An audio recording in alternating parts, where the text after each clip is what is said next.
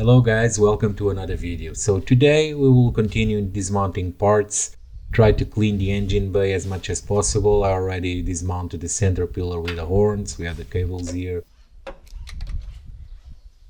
Also start to dismount some of the cables. We have this battery tray here which is kind of, well, it's still repairable, but I will not lose any time with this. I have a new one to replace. I will try to dismount these bolts.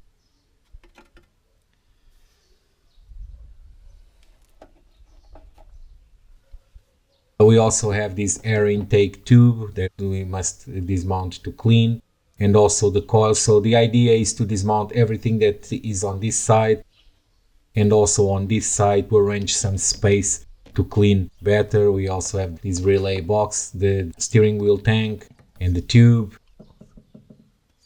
So the idea is to clean the front and the sides of the engine bay. We also have the windshield wipers, which are already dismounted. We will dismount the mechanism. So as I was saying, we will try to dismount as many things as possible in the engine bay to understand if we need to clean this or if this needs to be repainted. We also have the hood.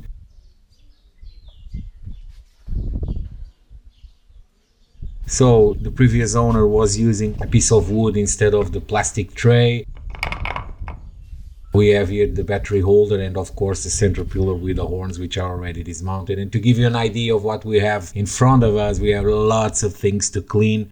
We have rust, we have dirt, we have everything. So lots of work to do.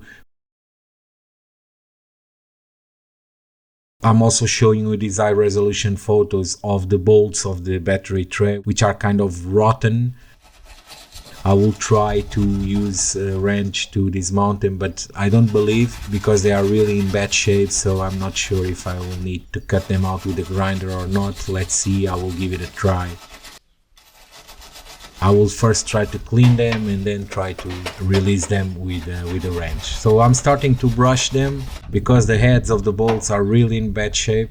Just for you guys to see what we are dealing here with. We have lots of rust, but also dirt and sand and all types of debris. So as you can see here, we have this kind of mud now with the spray.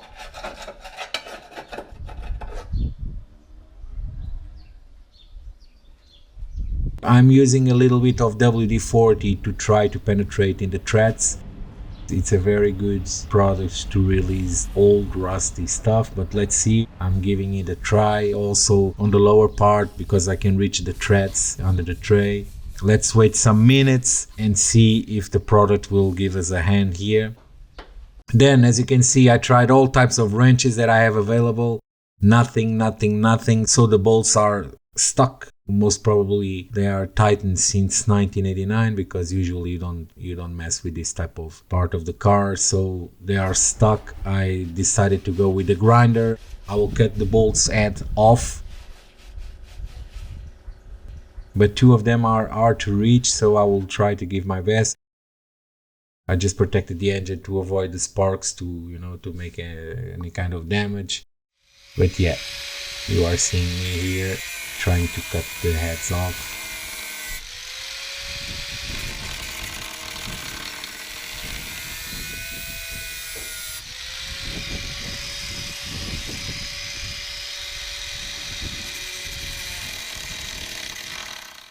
These two are easy because we have lots of space to work.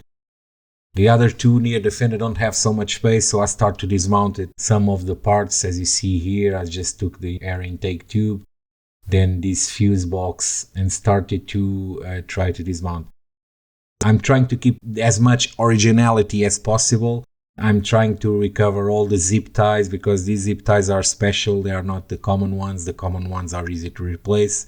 These ones are Japanese style, used in the 90s, so I'm trying to, I'm not cutting any zip ties or this type of parts. I'm trying to dismount everything without damage. As you can see here, we cut the heads of these two bolts. The other two are tight, but yeah, with proper care, we can do almost anything. So I just used my wrench extender to lock the main cable that comes from the fender, and yeah, it's loose. I will remove the tray now for you guys to see the bad shape and all this kind of dirt and liquid oxide that went through this part of the car in the latest years.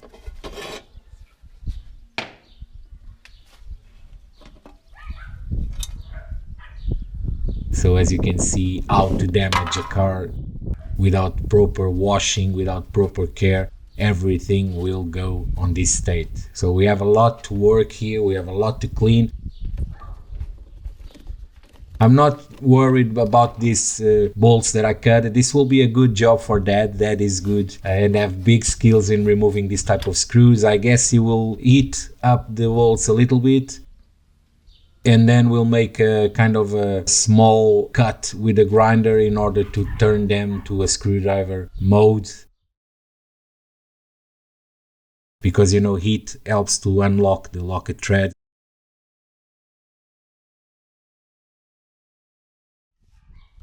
And as you can see here, the tray is in really bad shape.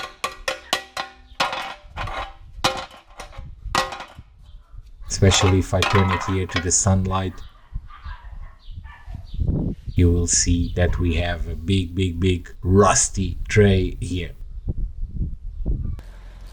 So the next part to dismount is the radiator. It's kind of a mess, this radiator. Has big damage. I think it's unrepairable. But anyway, I'm already looking for a spare one. I even think that we can get this new Nissan's, which is a famous brand of radiators. They still have it. I will check what is the best option for me, but this one I think it's unrepairable. I will show you in a second.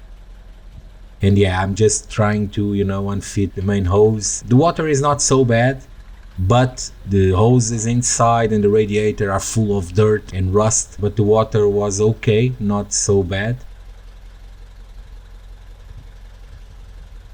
But you will see in a minute how dirt the system is inside. We need a complete flush of the system.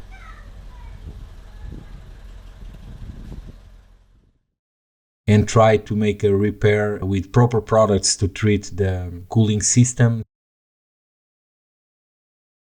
So as you can see here, we have lots of rust inside the tubes. You can't feel it here in the film, but if you squeeze these hoses, they are kind of crispy. If you shake the hoses or if you squeeze the hoses, you can feel the cracks inside. Lots of things, you know, grabbed in the walls of the hose. So I will try to decide what to do here. But yeah, you can see here that this radiator is dead. The nest is completely, you know, unrepairable. You can see lots of failures in the nest. But as I was saying, yeah, we can try to look for a new one.